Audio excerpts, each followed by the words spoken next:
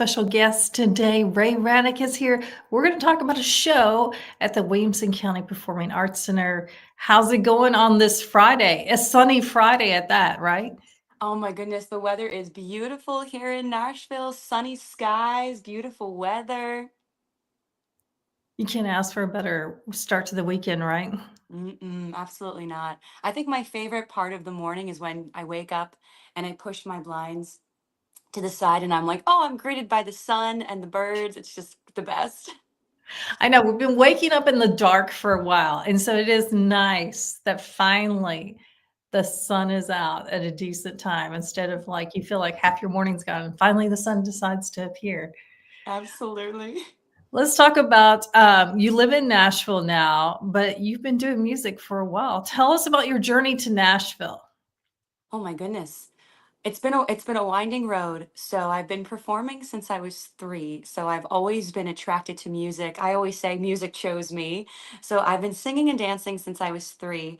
And then when I decided to go to college, I got a musical theater scholarship in Pennsylvania, and that's where I grew up. So I figured I could stay home closer to my parents, refine my craft. And then after college, if you're an actress, a singer, and a dancer, which I am, they're like, okay, well, you've got 2 options, New York or LA. And I was like, well, LA is a little too far from Pennsylvania, so let me choose New York. So I went to New York for a couple years, and I did the whole thing. I was a bartender, I was a waitress, I auditioned for commercials and Broadway, and I did wedding bands and singer-songwriter stuff. And so I luckily, after a couple years, I was able to make it to the top of my game and my career in Broadway on New York. And then COVID hit and the Oh, world shut down, and oh, it caused some introspection of, am I really happy here in New York? And I was a full-time performer and I was doing what I love. I love performing, but New York wasn't really my calling, going to sleep with a bunch of noise and the air conditioner always on and there's always sirens and you're always running around. And so I remember I've always wanted to live in Nashville, and I was always too scared. I didn't think I was good enough. It's Music City, mm, you have to be an incredible songwriter, an incredible vocalist, and I didn't have the confidence. And then when COVID hit, I was able to kind of revisit that place in my heart, and I was like, you know what? I actually do feel confident in it, that I could make it in Nashville. Because if I could make it in New York City, you can make it anywhere. that's what we hear. Yep. So that's when I decided to save up my money and move to Nashville and give it a shot. Nice. Well, we're glad that you're here. We want to talk about your show coming up next weekend. It's on Sunday, March 9th. It's called Iconic Women of Music. And since you do music and you kind of already hinted that you do a little bit of everything, singer, songwriter, and dancer, this show is going to be pretty incredible because there are quite a few artists featured. Dolly, Cher, Tina Turner. Tell us about that. Oh, I love it. This show is so much fun. I wanted to do something that I could lend myself to the community and of course what I do. And I didn't realize this until I moved here in Nashville, was that a lot of people can't do a bunch of different genres. They're not dancers, or they're just one. They're dancers who can kind of sing, or they're really great singers and they can kind of move. And so I realized, oh wow, I can do all of these people in one show and hopefully pull it off. So I'm so excited because I feel like right now there's such a women's movement anyway. Women are Yes. coming together, women are celebrating each other. Gone are the days where women are in competition and they're threatened by one another. And so I feel like I really wanted to be a part of that movement and a part of that community and celebrate women being awesome and women in their power. And I thought, what better way to do that than performing and representing the women who helped pave that way? So when I'm on stage, I'm channeling Dolly, I'm channeling Madonna and Cher and Tina and Selena. And I want it to be very inclusive as well. So we've got a bunch of different genres, a bunch of different artists, a bunch of different decades, and lots of costume changes.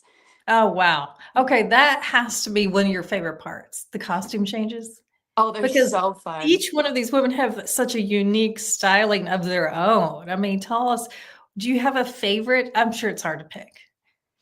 Oh, that's a very good question. Favorite artist or favorite costume? Well, favorite costumes, I mean, it's Mm. probably gonna go along with the artist as well, I would think, but maybe not. I would say my favorite costume is actually Selena. Oh, I love it because there's flowers everywhere and it's colorful and it's bright and it's happy. But I would say my favorite artist to do is probably Tina Turner or Shania Twain. really? Tina Turner, she's very high energy, like, so much energy. That's why I like her though, because if you watch her, you can tell she is a dancer who is just singing from her heart. And I feel like that's something that I resonate with because I was a dancer first. I've been dancing for 20, 25 years, and I only got into singing in my teens. So I'm like, I feel like dancing is a little bit more in my bones. So I feel like she's the one that I resonate the most with. And also, too, with this show, yes, it's a variety show, but I want it to be a fun escape.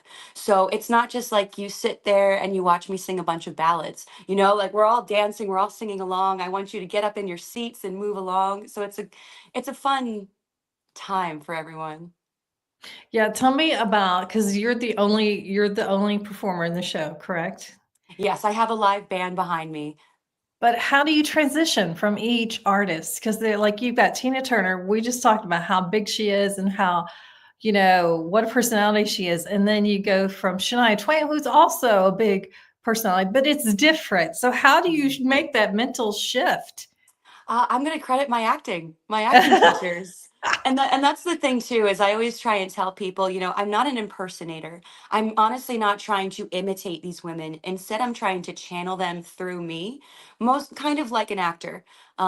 So I just try and cherry pick what they really do represent. Like, so for example, if we take Tina Turner versus Shania Twain, Tina Turner is vulnerable, she's raw, she is a firecracker, and you can tell that she performs in such a passionate, um what's the word, like it's such a from her gut. Mm, She's performing from her gut. She's always sweating, her hair's all over the place.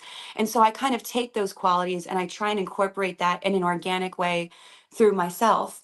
Then you take someone like Shania Twain, who's a little bit more sophisticated. Yes, she's high energy, but like she's not doing crazy dance moves like Tina Turner. She's a little bit more reserved, yet she's magnetic. She's mm. almost very come hither, like all Shania Twain has to do is give you a little smirk and you're smitten, you know? So she's a little bit more of like, dare I say, a tease Uh, almost. So she's very mm. magnetic in that way. So again, it's more or less, I had to channel my acting experience of cherry picking each individual artist and what made them unique and kind of using that in my body. Wow. Well, it sounds like an incredible show because you've picked there are some amazing, we've already talked about women. And each of these women, like if you've recently seen the Broadway play of Cher or Tina Turner, all of them have overcome a lot. And soon we're going to get to see Dolly this summer. Her story is going to be on stage. But all of these women have really amazing stories as well. So it's interesting to hear their music. I feel like as I've seen these plays, and their stories, you really feel more for their music. Is that the way you feel when you do perform? Absolutely. And it's something that's very personal to me. Like all of most of them literally came from nothing and they had to fight and claw and find their inner strength, to make it to the top. And so, not that I came from nothing, but what I mean is that this is a hard business. It's a very hard business. It's tough, especially because it's still run by men. So you're trying to gain the men's respect, but you're also trying to keep your distance. So it's just it's really hard. And so again, tying it all back to there's such a women's movement going around, and we all want to like help celebrate and help each other, literally help each other. So I feel like these women, it is part of their story and it helps us connect with them even more. And the reason why I chose the artists that I did is because they have proved themselves through their story, their brand, their songs, that they are timeless. Like Stevie Yeah. Nicks is from the 70s and the Gen Z is still singing Dreams from Fleetwood Yeah. Mac. Same with Dolly Parton. Dolly's been in the business for 70 years. So a lot of people ask me, they're like, how come you haven't included Chapel Rowan, or Sabrina Carpenter? And I say to them, they're too new. We don't know if they're going to stand the test of time. This is about the icons whose names will live on forever versus a quick, a quick popular 5 years. Yeah, yeah. And most of those, by the way, all can go by one name, which I think is incredible, right? If we say Cher, we know who we are talking about, right? That's a great point. I didn't think of that. Or Dolly, or even Shania. I mean, we could Mhm. easily say just one name and Yeah. people will know. Aretha. Aretha. See? Hmm.